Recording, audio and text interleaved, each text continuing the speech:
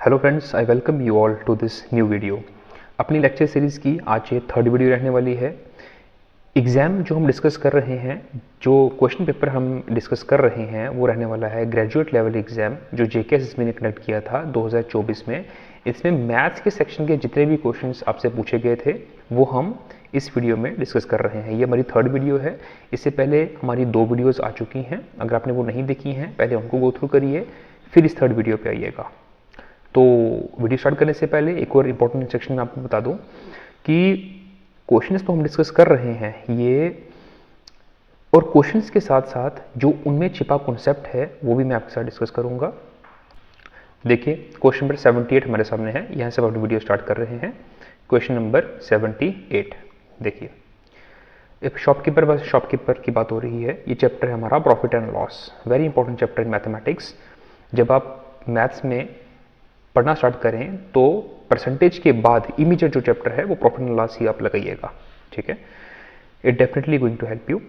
When a shopkeeper sells an item for इतने, ठीक है, एक शॉपकीपर ने इतने की आइटम बेची, यानी कि एसपी की बात हो रही है। तो 52,800 की शॉपकीपर ने कोई आइटम बेची, 52,800 की, ठीक है। और उसने कितना लॉस परसेंट कमाया भाई? 45% उसने लॉस परसेंट कमाया। अब मुझे बात बताइए, एसपी हमें दे रखी है, लॉस परसेंट हमें दे रखा है, क्या मैं एससीपी कैलकुलेट कर सकता हूँ? बिल्कुल कर सकता हूँ। दो तरीके हैं, या तो परसेंटेज का कॉन्सेप्ट लगाइए या फिर लॉस परसेंटेज का एक फॉर्मूला है वो लगा दीजिएगा। Simple, CP minus SP upon में सीपी इंटू 100%, ठीक है। यहाँ पे एसपी की वैल्यू पुट करेंगे, यहाँ पे लॉस परसेंट की वैल्यू पुट करेंगे तो हमारी सीपी आ जाएगी। इसको जब आप कैलकुलेट करेंगे तो हमारी सीपी निकल के आएगी 96,000। आप निकाल लीजिएगा, 96,000 हमारी सीपी निकल के आएगी। अब क्वेश्चन कह रहा है if he sells another item B, तो उसने एक और आइटम बेचनी है।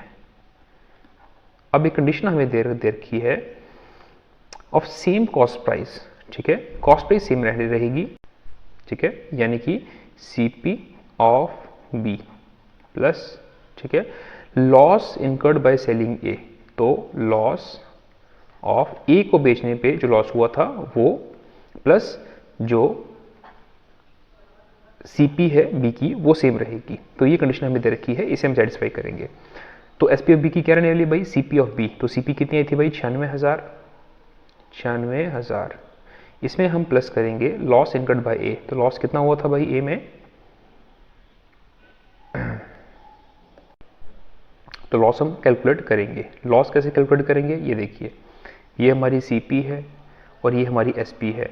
तो आप सबको पता होगा लॉस का फॉर्मूला होता है क्या?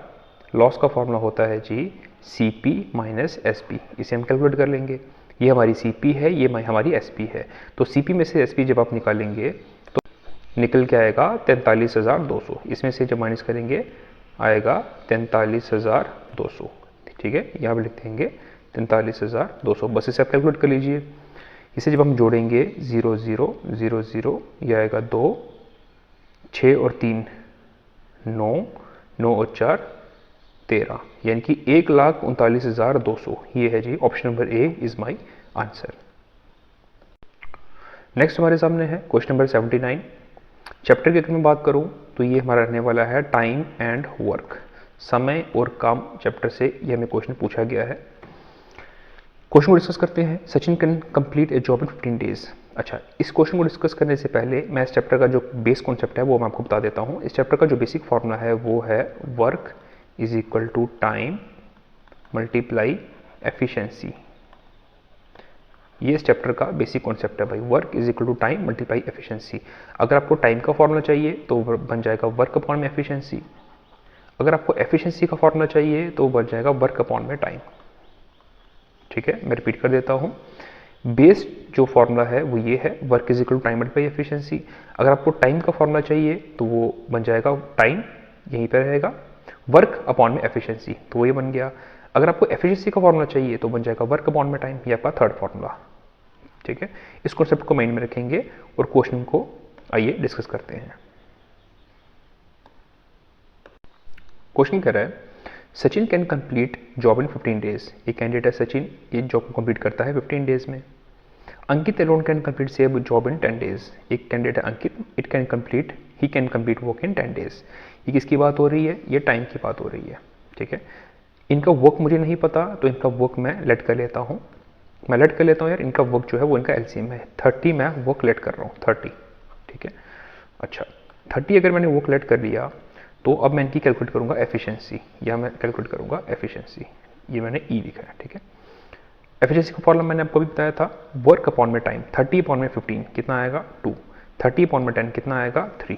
तो देखिए हमने किया क्या, मैं एक बार आपको बता देता हूँ। ये हमारा टाइम है, ये हमारा वर्क है, और ये हमारी एफिशिएंसी है, ठीक है। सचिन का टाइम इतना, सचिन का वर्क इतना, सचिन की एफिशिएंसी इतनी, सचिन का टाइम इतना, सचिन की वर्क, अंकित का टाइम इतना, अंकित का वर्क इतना, अंकित की एफिशिएंसी इतनी। आइए देखते हैं अब हमें कंडीशन क्या दी जा रही है।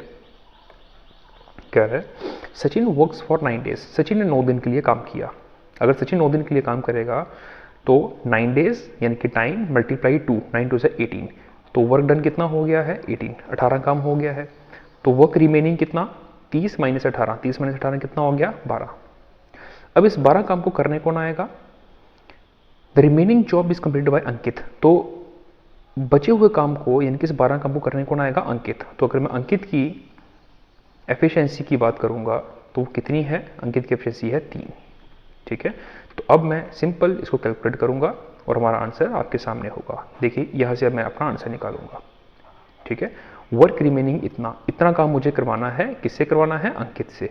तो हम कैलकुलेट कर लेंगे। वर्क अपॉन में एफिशिएंसी क्या हो जाता है, टाइम, यानी कि 12 अपॉन में 3, ठीक है। तो इसको जब कैलकुलेट करेंगे 3 4 12, यानी कि इस 12 काम को 30 में से 18 काम हो गया था, रिमेनिंग काम को अंकित कितनी देर में खत्म कर देगा, 4 डेज में। 4 is my answer. Next question number 80। Again दो कैंडिडेट है, P and Q can do job in 32 and 40, ठीक है। एक कैंडिडेट पी है, P can complete job in 32 days, Q can complete job in 40 days. ये किसकी बात हो रही है, इनके टाइम की। 8 4 32, और इसको हम लिख सकते हैं 8 5 40, ठीक है। ऐसा करने से क्या होगा, मेरा क्वेश्चन शॉर्ट हो जाएगा।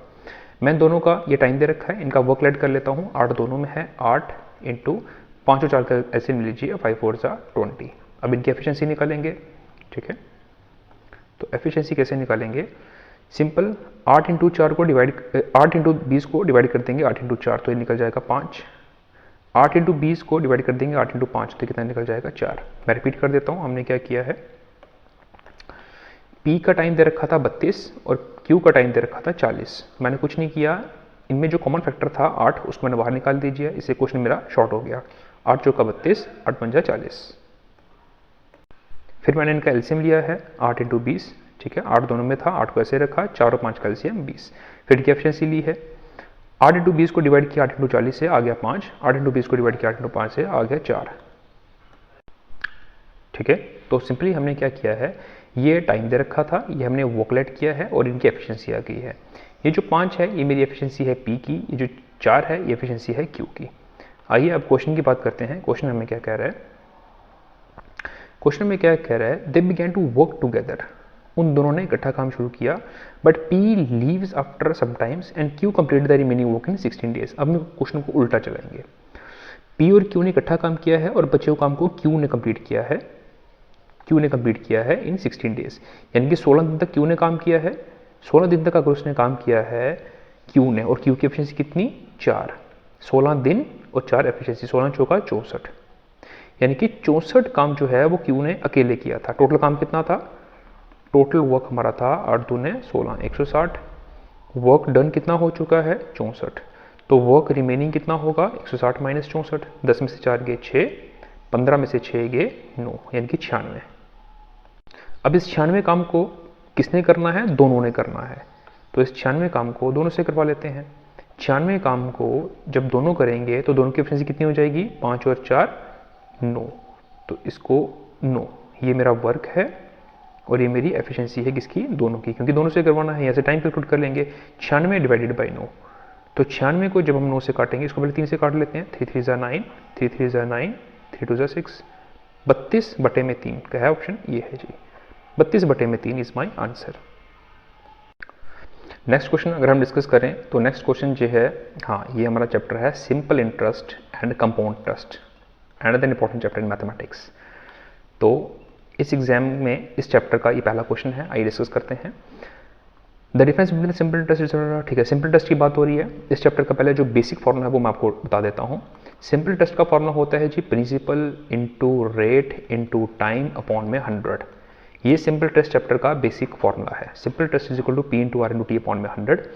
अमाउंट की अगर मैं बात करूँ तो वो निकलता है प्रिंसिपल में, अगर मैं ऐसा ही जोड़ दूँ तो अमाउंट निकल जाती है। अगर ऐसा ही चाहिए तो बन जाएगा अमाउंट माइनस पी, अगर पी चाहिए तो बन जाएगा अमाउंट माइनस एस आई। ठीक है, आइए क्वेश्चन को डिस्कस करते हैं। क्वेश्चन हमें कह रहा है simple interest receive from two different banks on ₹500। ठीक है, यानी कि प्रिंसिपल कितना है 500।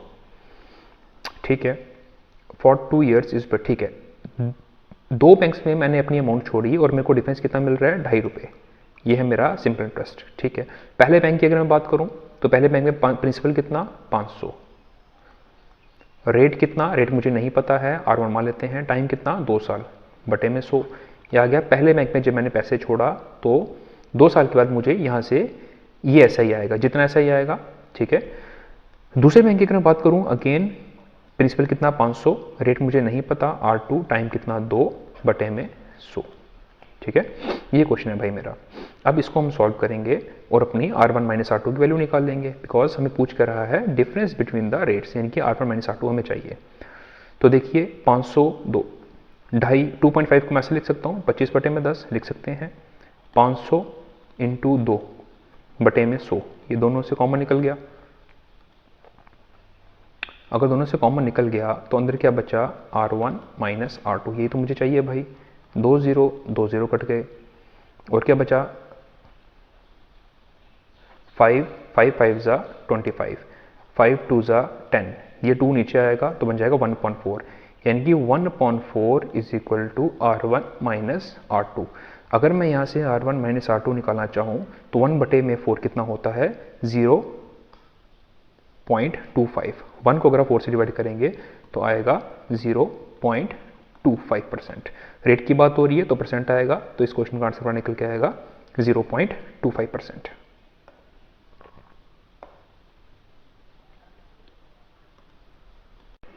नेक्स्ट क्वेश्चन अगेन हमारा SICA चैप्टर से है। क्वेश्चन कह रहा है sum of money triples itself in 12 साल, यानी कि एक हमारा कोई प्रिंसिपल था, प्रिंसिपल को x मान लेते हैं, तो वो ट्रिपल हो गया, यानी कि अमाउंट कितनी बन गई 3x। अगर मैं यहाँ से ऐसे ही निकालना चाहूँ तो ऐसे का फॉर्मूला मैंने आपको पहले ही बताया, अमाउंट माइनस प्रिंसिपल, तो बन जाएगा 2x। हमें रेट निकालना है, वेरी सिंपल, ऐसे ही का फॉर्मूला होता है P into R into T बटे में 100, पुट कर दीजिए। ऐसा ही कितना है 2x, प्रिंसिपल कितना है x इंटू रेट कितना मुझे निकालना है, टाइम कितना 12 साल बटे में 100, इसे कैलकुलेट कर लेंगे। x से x कट गया, 2 6 का 12, ठीक है, 2 3 जा 6, 2 5 जा 10, 0। तो यहाँ से r की वैल्यू कितनी आ जाएगी, 50 ऊपर जाएगा और 3 नीचे, 50 बटे में 3। तो 50 बटे में 3 को अगर मैं सॉल्व करूँगा, ठीक है, तो वो निकल के आएगा हमारे पास 16.66%। आप कैलकुलेट कर लीजिएगा, तो 16.66% is my answer. Next question 84 को डिस्कस करते हैं। अगेन SICA चैप्टर से है। क्वेश्चन हमें कह रहा है if a someone placed compound interest grows to 6400 in 2 साल में, 2 साल में वो 6400 बन जाता है और 3 साल में वो 8000 बन जाता है। यानी कि मेरा कोई प्रिंसिपल था, अगर मैं उसको 2 साल के लिए लगता हूँ, 2 साल का CI, ठीक है, तो वो 6400 बनता है। उसी प्रिंसिपल को अगर मैं 3 साल का CI लगाता हूँ तो वो 8000 बन जाता है। कहने का मतलब है 1 साल में इनका डिफरेंस लीजिए, ये बनेगा 1600। मैं सिंपल शॉर्टकट लगा रहा हूँ, ठीक है, 1600। 1 साल में कितना डिफरेंस आया 1600, किस पे आया 6400 पे, ठीक है, इंटू 100%। बस यहाँ से रेट निकाल लीजिए, 0000, 16 चौका 64, तो 100 बटे में 4, 100 बटे में 4 आएगा 25%। तो इस क्वेश्चन का आपका आंसर निकल के आएगा माय डियर स्टूडेंट्स 25%। 15 मिनट हो चुके हैं, इतने ही क्वेश्चन डिस्कस करेंगे। बाकी के रेस्ट ऑफ द क्वेश्चंस जो हैं वो हम नेक्स्ट क्लास में डिस्कस करेंगे। एंड आई होप कि नेक्स्ट वीडियो जो है वो मैथ्स की लास्ट वीडियो रहेगी। तो आज के लिए इतना ही। आई होप कि आपको कॉन्सेप्ट अच्छे से क्लियर हो गए होंगे। नहीं हुए हैं तो आप बेसिक फाउंडेशन पे पहले फोकस करिए, फिर इन क्वेश्चन के ऊपर आप आइएगा। तो मिलते हैं नेक्स्ट वीडियो में। अपना ध्यान रखिए। जय हिंद, जय भारत।